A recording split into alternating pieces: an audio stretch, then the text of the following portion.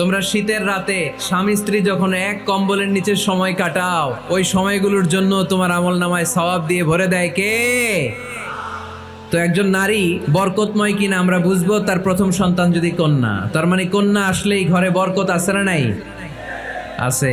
এরপরে এই কন্যাকে যখন আপনি শিক্ষা দান করবেন, ভালো পাত্রের হাতে তুলে দিবেন, তখন ওই কন্যা বাবার জন্য জান্নাতের দরজা খুলে দেয়। এরপর সে যখন কারো স্ত্রী হয়, তার কাছ থেকে আল্লাহ তাআলা সার্টিফিকেট নেয় স্বামীর ব্যাপারে। তারপর যখন সন্তান সম্ভবা হয়, অনেক নারী বাচ্চা ডেলিভারি করতে যেয়ে মারা যায়। সন্তান ডেলিভারি করতে যেয়ে যে নারী মারা যায়, ওই নারীদেরকে কিয়ামতের দিন আল্লাহ শহীদদের কাতারে দাঁড় করায় দিবেন। আর যদি সহি সালামতে বাচ্চা ডেলিভারি করতে পারে, তাহলে ইসলাম বলে আল জান্নাতু তাহতা আকদামি উম্মাহাতিকুম। ও দুনিয়ার পুরুষেরা শোনো, তোমাদের পায়ের নিচে থাকে জুতা, জুতার নিচে থাকে বালু, আর এক একটা মায়ের পায়ের নিচে থাকে তার ছেলে মেয়েদের জান্নাত। পড়েন সুবহানাল্লাহ।